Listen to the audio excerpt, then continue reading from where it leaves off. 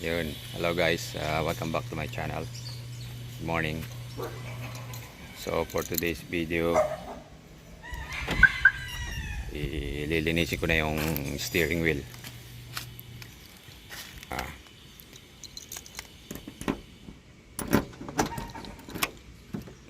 Ayan siya. So this one.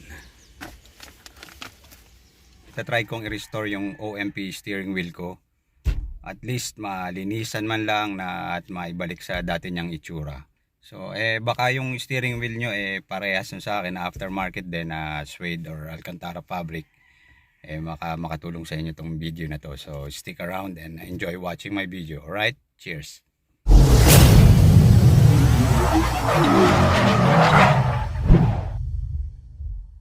Ito yung status niya ngayon.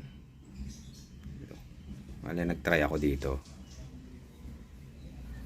Mukhang kaya naman, kaya na-inspire akong gumawa ng video para ma-share ko naman sa inyo. Lalong lalo na sa may mga steering wheel na naka-suede or Alcantara fabric. So ito lang yung kakailanganin natin para sa paglinis ng steering wheel. So ito, dishwashing liquid, brush, cloth.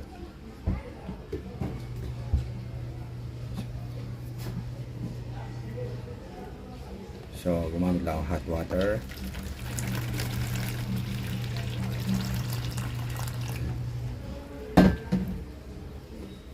Dishwash liquid.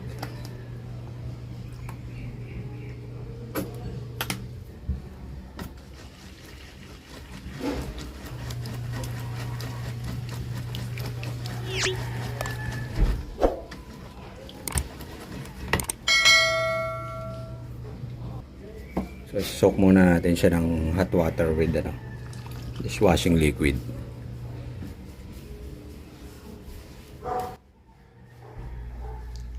So ayan, dampian nyo lang siya ng hot water na may dishwashing liquid para mababad yung mga or lumambot yung mga dumi dyan sa steering wheel. So gumamit ako ng hot water pampabilis lumambot yung para madaling makuha yung dumi. So ayan, paliguan nyo lang siya, dampi-dampi lang hanggang sa malagyan nyo na lahat ng fabric. Wala kasi akong suede cleaner kaya dishwashing liquid na lang ginamit ko. So mukhang pwede naman siya kasi ang tanggal din siya ng grease kasi. Kaya pwede na yan. So ngayon unti-unti na natin siyang i-rub yung towel para makuha natin yung mga dumi sa ibabaw niya, yung sa outer layer niya. Yan, nakikita nyo may pipick up kagad na dumi. So gawin nyo lang yan ng hanggang sa ma-achieve natin or makuha natin yung gusto nating linis. Tsaka kailangan lang dyan yung patience, hindi natin kailangan magmadali. Ayan napakadumi, di ba? Bale 4 years na rin sa akin tong steering wheel na to and ni minsan di pa nakatikim ng linis to So ngayon lang ako nagkaroon ng chance para malinis to kasi nabaklas ko nga siya. And then ayun, nagkaroon ako ng nakakuha ako ng isa pang steering wheel kaya pinalitan ko muna para linisin din. So ayan, i-massage lang natin yung steering wheel gamit yung towel. Paikot kasi para makakuha tayo ng maraming dumi. Yan lang, nakikita nyo naman yung towel halos maitim na, diba? Sabihin sobrang dumi na niya. So ngayon ginamitan ko na siya ng brush para umangat yung mga namuong dumi. Nasa ganun na mas madali nating makuha yung yung mga namuong dumi dyan sa steering wheel. And then yan, nadampihan ko lang ng basahan. Then yung brush din pala pang pagising ng fabric yan, yung suede na fabric. Para lumabas yung mga, alam mo yung mga nagdikit-dikit na strand ng suede yon, para maghiwa-hiwalay ulit siya. Kaya ginamitan ko siya ng brush. So, medyo matigas yung bristle. Kasi hindi ubra yung toothbrush lang eh. So ayan. Nakikita nyo medyo lumalabas na yung yung totoong kulay niya. Ginamitan ko na siya ng brush.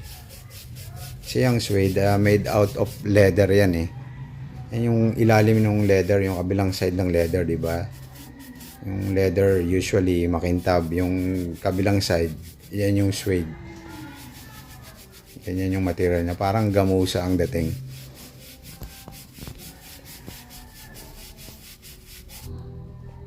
So ayan yung part na yan, no? Lumabas na yung kulay niya. So inulit-ulit ko lang siyang i-brush, tapos dampi ng ng basahan para makuha yung dumi.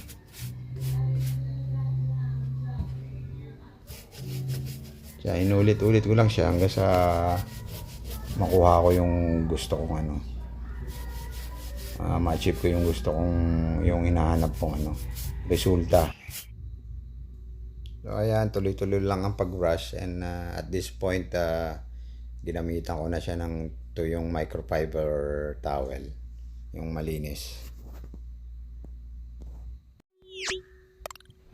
And ayan na guys, so nakikita nyo na yung kalahati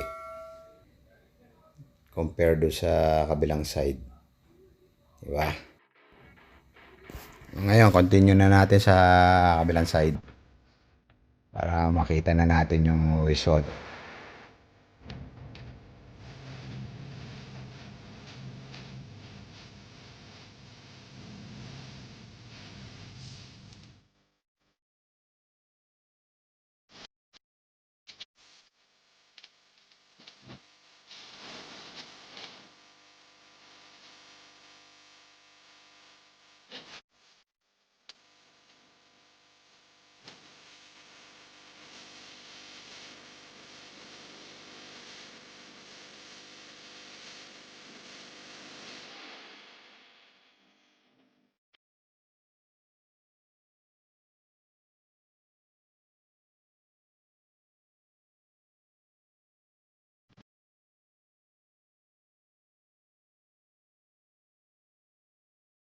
Oh, ito na yung unang attempt ko, no. So, nakita na natin yung difference. Ayan. Medyo luminis na siya. And dito may konting spot pa na kailangan kong tirahin ulit. Diyan din. So, ayan mga yan. So, yan yung mga kailangan kong i-address ulit, no. So, ulitin ko lang ulit. Repeat the process. So, para perfect yung gawa natin. Eto na siya guys. Ayan. Diba? Laki ng difference.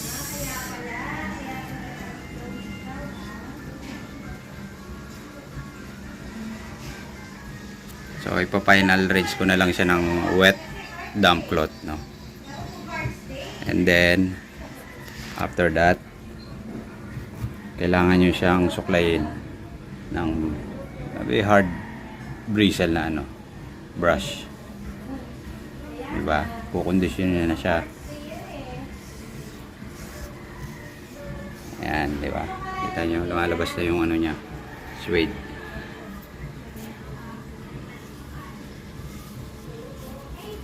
Pag brush.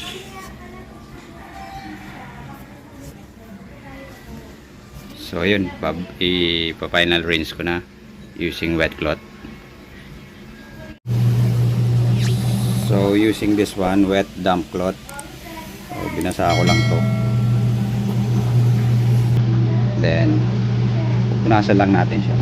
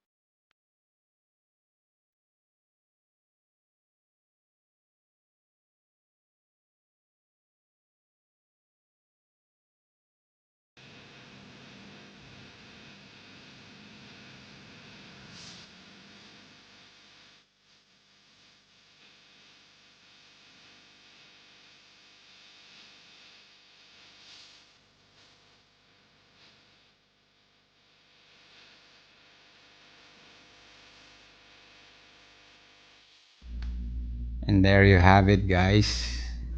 Kita nyo naman, di ba?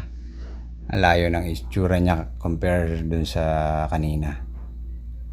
So ngayon papatuyuin ko na lang siya, and then susuklayin ko na yung mga strand niya for final result. Alright.